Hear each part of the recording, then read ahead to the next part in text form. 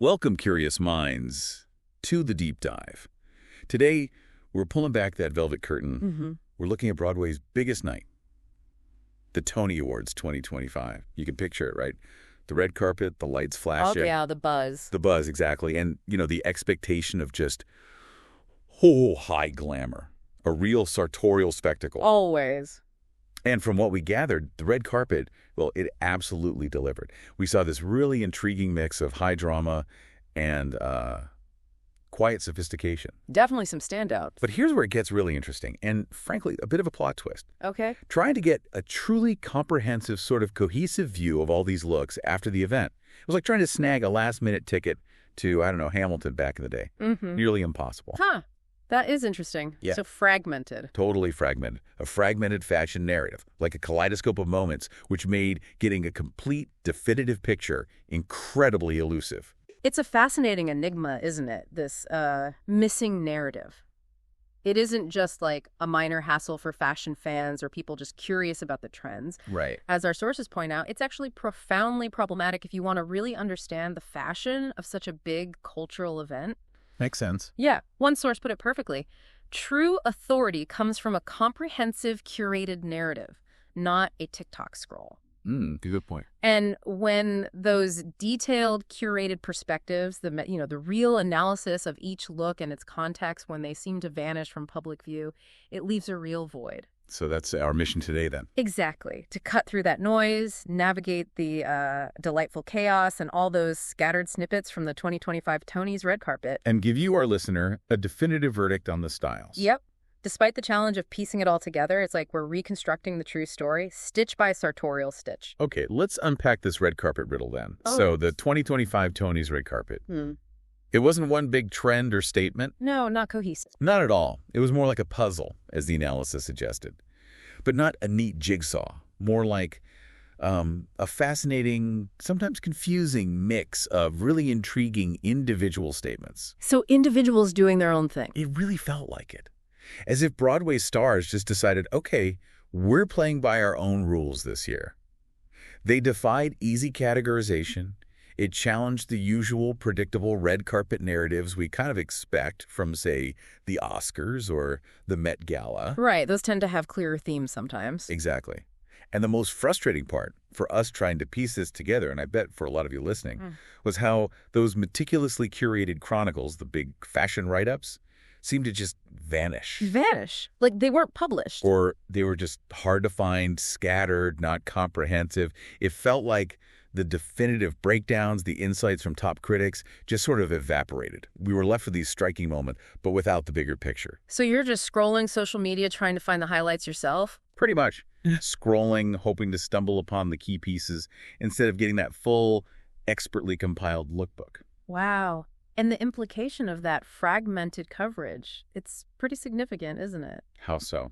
Well, when you lack that comprehensive curated insight, it definitely puts a bit of a damper on the whole Vogue-worthy analysis. Yeah, you lose the authority. You're left with fleeting impressions, little snippets, not the full story. And this isn't just about the Tonys, It connects to bigger trends.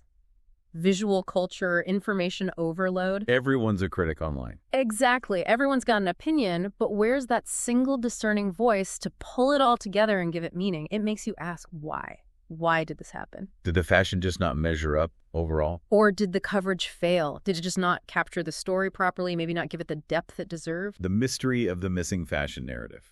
Precisely. And it makes you wonder, how much do the big media outlets really value the Tony's red carpet as a major fashion event? Maybe resources shifted. Maybe Broadway's just different. A deliberate choice, maybe? Yeah. Or just the chaos of the digital age. Could be either. But the result was clear. No unified fashion voice for one of theater's biggest nights. Okay, well, despite that riddle and the challenge of piecing it all together, there were definitely some undisputed triumphs. Looks that absolutely earned a standing ovation on that carpet. Oh, for sure. Some really strong moments. These were the ones that delivered undeniable statements. Ensembles that just got it. They understood the assignment, precision, panache. And they cut through the noise. Totally.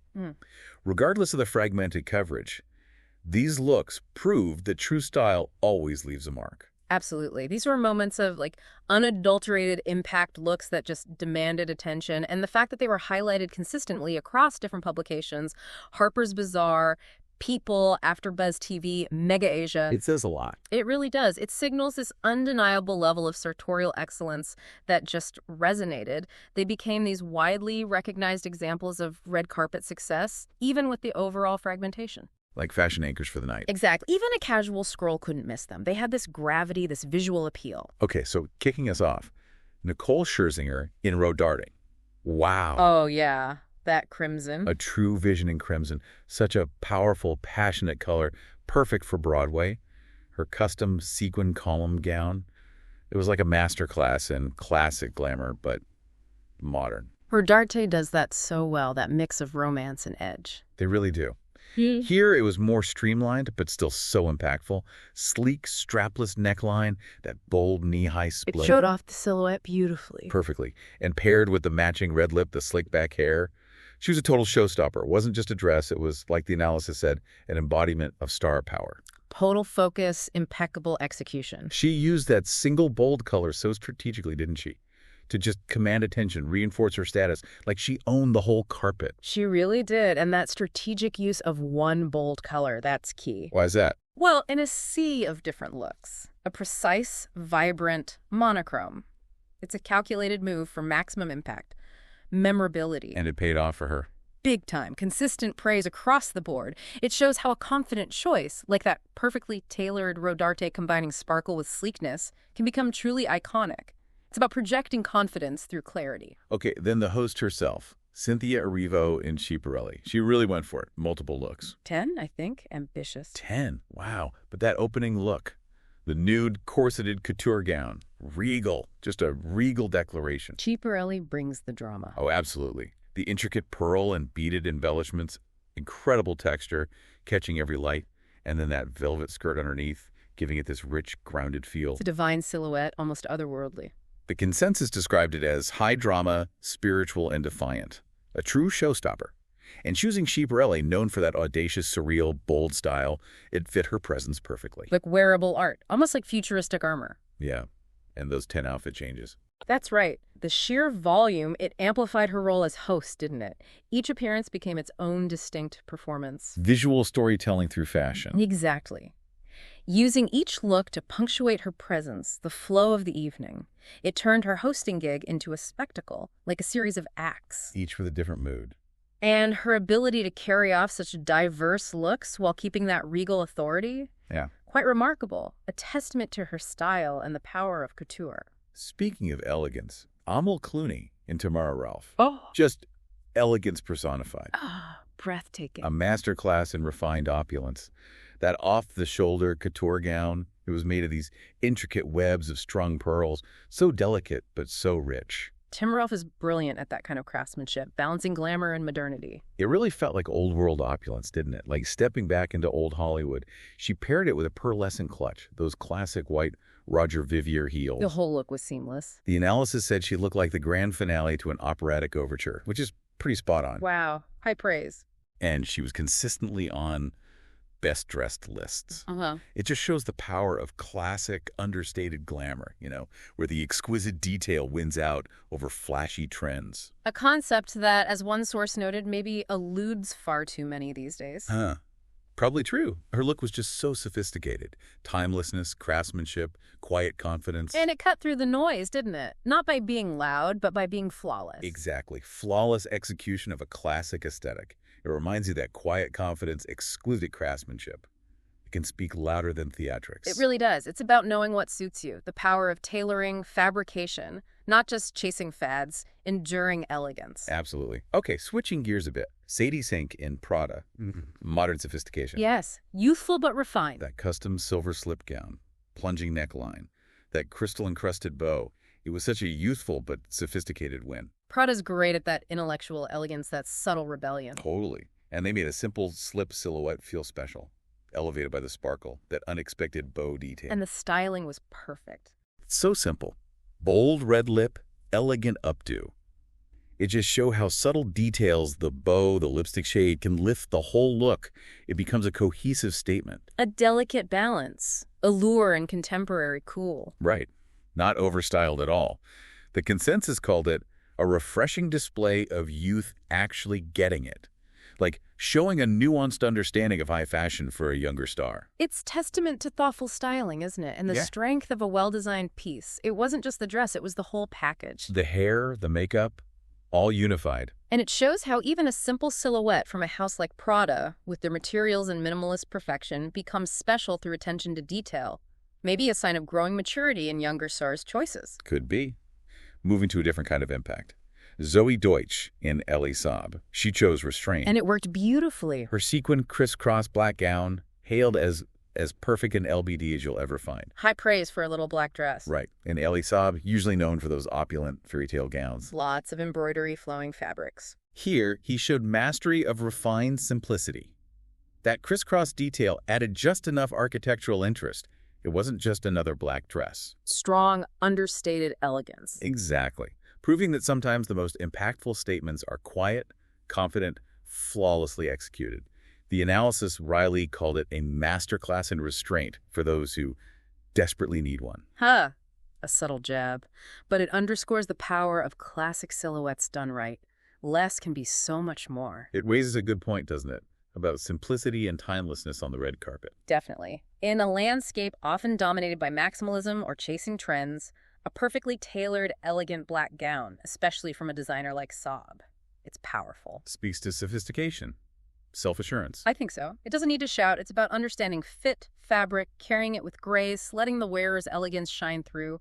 It promises enduring style, not just a viral moment. And finally, maybe the most uniquely Broadway triumph. Cola Scola in Wiederhöft. Oh, this is brilliant. That silver gown, explicitly inspired by Bernadette Peters' 1999 Tony's dress, when she won Best Actress. Method dressing. A witty, perfect homage. It resonated so deeply with the spirit of the awards. And Wiederhöft, known for theatricality, romanticism, nods to history. The perfect choice for this. The meticulous recreation, the attention to detail, it showed real respect for Broadway history. It went beyond just looking good, didn't it? It was, as they said, a deliberate act of thematic dressing connecting directly to the event's history. Their conversation piece.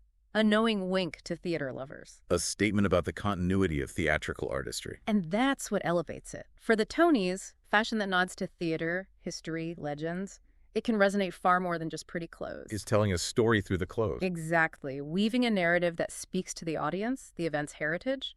Escola absolutely nailed it. Understood the cultural landscape, the power of sartorial storytelling. In a word. Genius. Truly. Fashion, history, performance, all rolled into one. Honoring the past while defining the present. So looking back at these standing ovation looks, it's clear, isn't it? While the overall narrative was fragmented. These specific looks cut through. With sheer, unadulterated impact. They became the recognized successes, the lighthouses in that scattered sea of info. Precisely. Their consistent recognition across different platforms. It just underscores their excellence, their appeal. It makes you think about how strategic choices, bold color, craftsmanship, thematic dressing can achieve real resonance. They set the standard for the night. They really did, defining what best dressed at the Tonys could be, even when the media struggled to paint the full picture. Okay, so let's zoom out now. From those individual spotlights into, let's say, the intermission. Talk about the broader trends. The ones that tried to emerge. Yeah, and maybe some that didn't quite get there. We have to admit, a single overarching trend. It was pretty elusive at the 2025 Tonys, like finding a decent post-show party spot sometimes. True. No unified fashion front. More about individual statements than collective movements. But certain themes did bubble up, kind of predictably. Some common ground emerged. Yeah, it felt like a mix, ultimately. Classic, reliable choices, but punctuated by moments of bold color, daring structures. A glimpse into Broadway style? I think so. Maybe less trend-driven, less commercial than Hollywood red carpets. But still dynamic, expressive in its own way, reflecting the individuality of the performers, maybe? Personal style over chasing trends. Perhaps. Okay, so first up, trend number 1. The enduring power of black. Always a classic. Undeniable presence. We saw Ella Beatty, Jasmine Cephas-Jones, Rosie Perez, Charlie D'Amelio, all in black, different styles. It often speaks to that desire for timeless elegance, reliability, a sophisticated bet for a night celebrating excellence. Like a perfectly delivered monologue always works. And this leads to that interesting observation. Stage actors tend to possess a keen understanding of how to dress themselves well, often prioritizing elegance over overt attention-seeking. Right. That explains the prevalence of black. It suggests a practical, professional approach unique to Broadway. Maybe less about generating buzz or being overtly commercial, like Hollywood sometimes is. More mature. Less about fleeting virality. Possibly. Valuing sustained elegance, appropriateness for the event itself, dressing for themselves, for the institution, not just the cameras. It's kind of a refreshing counterpoint, actually. That is a great distinction. Okay, so black was the reliable classic, but then there was shimmer and shine. Bringing the theatricality. Definitely. Nicole Scherzinger's Rodarte, Sarah Snook and Richard Quinn, Michelle Williams in Bippu Mohapatra. Sequins, beads, crystals everywhere. Circle. It speaks to the inherent glamour of the Tonys, right? Wanting looks that literally sparkle under the lights, bringing the razzle-dazzle from the stage to the carpet. It's like a direct translation, isn't it? Theatricality into wearable art, Broadway spectacle, light, impact. Making an entrance. Shimmer and shine embody that, ensuring they sparkle under the flashbulbs, just like on stage. It's a visual language tied to theater itself, an extension of their craft almost. Makes sense.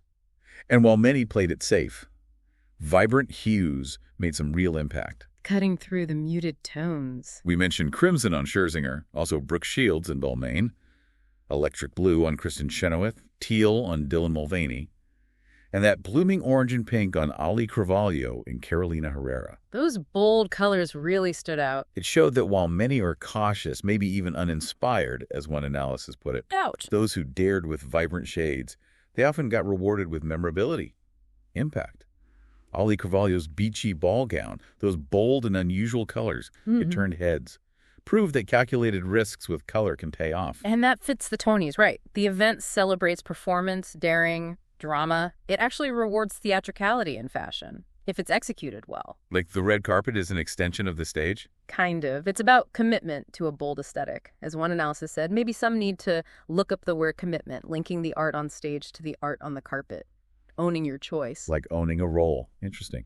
And finally, some experimented with form and structure. Pushing silhouettes. Sarah Paulson's Schiaparelli, Audra McDonald's Christian Siriano, sculptural bodices, dramatic capes, exploring fashion as wearable architecture. Definitely pushing boundaries. But it carries risk, doesn't it? The analysis warned they can look stiff and uncomfortable. A fine line between innovation and impracticality. Exactly. It's the avant-garde edge of Broadway fashion. Testing limits, where art meets the reality of walking and sitting. Not all experiments land perfectly. Bold, but maybe sacrificing ease. Okay, time for the curtain call. Let's spotlight those bold choices, the ones that sparked discussion, reminded us fashion is expression, even if not perfect. Pushing the envelope. This is like a masterclass in risk-taking defining a red carpet. And these bold choices, whether loved or debated, they're crucial for fashion's evolution, aren't they? How so? They ignite conversation, challenge norms, propel things forward. They remind us the red carpet isn't just about textbook perfection. It's about personality, daring. Exactly. Celebrating individuality, embracing daring, having the courage to be authentic, even if it raises eyebrows. These are the looks you remember because they were different.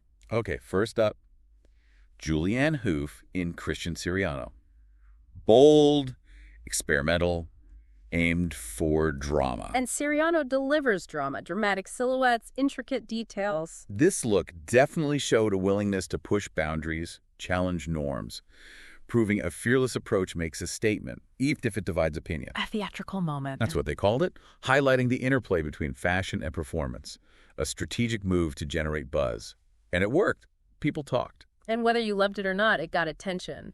That has value on a red carpet celebrating theater, right? A look that's conceptually strong pushes the narrative. Impact over consensus. Exactly. Yeah. Taking a risk that reflects the night's energy. It forced a reaction. That's what memorable moments do. Then, Katie Holmes and Prada. An adventurous exploration. Yeah. Unexpected colors, textures. Definitely defied expectations. That rose-hued skirt with silver bits paired with a green blouse. Intriguing mix of comfort and high fashion. Very Prada. Intellectual, subtly subversive, distinctly her. It showed this unique personal take that sparked discussion. The analysis called it a delightful reminder that sometimes the most memorable looks are those that dare to be different. Individuality over trends. A quiet rebellion. Yeah. And it challenges that idea that all red carpet looks must fit one glamorous mold. Personal expression done confidently can be compelling. Comfort and authenticity alongside high fashion, it resonates. Confidence in your own aesthetic. Totally. A testament to personal style. Even Anna Wintour showed that personal signatures can take detours. A masterclass in branding. Her floral dress was a perfect pick, but the accessories? The statement necklace and, of course, the signature dark sunglasses. Unexpected, maybe, but showed unwavering commitment to her style. A powerful display of personal branding. Reinforcing that true style is about consistency and self-expression, even with playful detours. Her look just underscored the power of a recognizable aesthetic. Her style is her brand. Immutable. It really is a masterclass, isn't it? Committing to your established identity, it's powerful. When you have that strong brand, you dictate the terms. Not the event. Right. A subtle defiance only someone like her can pull off, turning an unexpected choice into just another facet of her icon status. Then there was Michael Thurber, his casual attire. A bold, unconventional statement, challenging the whole idea of red carpet formality. Really shook things up. Rhinestone jeans, white t-shirt, quilted leather jacket, sneakers. A clear, unapologetic expression of personal authenticity. Injected a refreshing, unexpected element. Casual cool amidst the gowns. A confident display of individuality, proving that sometimes the most impactful looks are those that refuse to conform, redefining expectations. It felt like a deliberate subversion, not just comfort, but a statement about personal brand, questioning what formal even means now. Made you stop and think. Absolutely. Daring to be authentic in a space with strict codes forces you to consider if glamour itself is evolving. A moment of refreshing honesty that stood out because it broke the rules confidently. And we have to revisit Sarah Paulson's Schiaparelli here too. Another bold choice, sparking huge discussion. That architectural avant-garde design. The superstructured bodice and shoulders. Yeah. Almost more sculpture than dress, pushing boundaries of silhouette, structure. Sparking that debate. Art versus wearability. Exactly. It's one thing to create art, another to wear it down a carpet. Opinions varied, loved, challenged, but it was undeniably memorable, thought-provoking, proving true innovation often comes with spirited debate. And a dash of daring. It highlights that tension. Artistic vision versus practicality. Not every look needs to be comfy or universally flattering. This challenges us to see fashion as art beyond just clothes. It demands a conversation. And that's valuable, pushing boundaries of what's expected on a major stage, daring to be remembered for audacity, not just beauty, asking us to confront our own expectations of a red carpet gown. Okay, so we've seen the triumphs, the bold experiments, the flashes of brilliance, the subversions. Now for the encore. Let's connect it all. This red carpet and the bigger picture of fashion journalism, celebrity style. It feels like the 2025 Tony's red carpet was a microcosm, doesn't it, of the broader challenges facing fashion reporting. It forces that big question again. Did the fashion fail, or did the coverage fail to capture it properly? And that missing narrative, it's not just an anecdote. It has real implications. It kind of reflects how much the wider fashion and media industries actually value the Tony's red carpet as a major fashion event. If the coverage isn't there, it suggests lower importance compared to the Met Gala or Oscars. Potentially. And Sure. that has dire implications for designers, stylists, the visibility of Broadway talent in that global fashion conversation.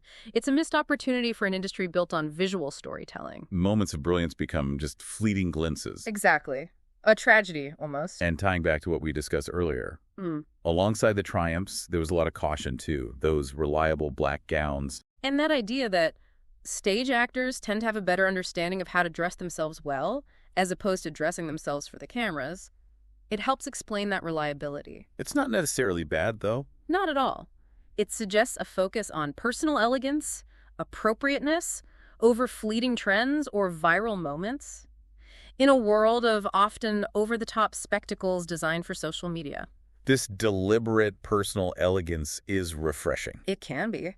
While the bold choices shown, that underlying trend towards practical elegance says a lot about Broadway stars' priorities. It's a learning process for everyone, designers, wearers, journalists. So this all feels like a clarion call, doesn't it? A need for change. A demand for renewed commitment. The 2025 Tonys are a reminder to media, to journalists, double down on comprehensive, insightful fashion reporting, especially at these cultural crossroads. Because for Broadway, the red carpet isn't just clothes. It's an extension of the performance, a visual language that deserves meticulous chronicling, respect, analysis, Yeah. just like the shows themselves. It's part of the story. Absolutely. And in this era where visual culture rules, but detailed authoritative reporting is challenged by the speed of digital content. The need for that critical analysis is paramount. Yes. The scattered info, the differing opinions we found, they underscore the absolute necessity of a singular, discerning voice to cut through the noise, to provide the definitive story of what it all meant. Someone has to make sense of the delightful chaos. Someone has to. And for you, our listener, understanding that need for curated insight, that's what helps you become truly informed, moving beyond just seeing information to really understanding it. And with that, we bring this deep dive into the 2025 Tony Awards red carpet to a close. Quite a journey, wasn't it? From the individual triumphs to the industry challenges, trying to piece together that narrative. From what was initially a delightful but fragmented puzzle. Definitely. So as the curtain falls, we leave you with this final thought to chew on. What do you think really happened on that red carpet? Was it a collective fashion faux pas, an industry less attuned to spectacle? Was it conspiracy of silence from the media? Or maybe just Broadway deciding to keep its dazzling secrets to itself? Prioritizing personal style over commentary. The mystery of its missing fashion narrative. It's a story still very much in its opening act, my dear. Indeed. And it just shows, right, whether it's Broadway, business, whatever, sometimes the deepest insights come from diving into complex, multifaceted info, even when the pieces seem scattered. Join us next time for another deep dive.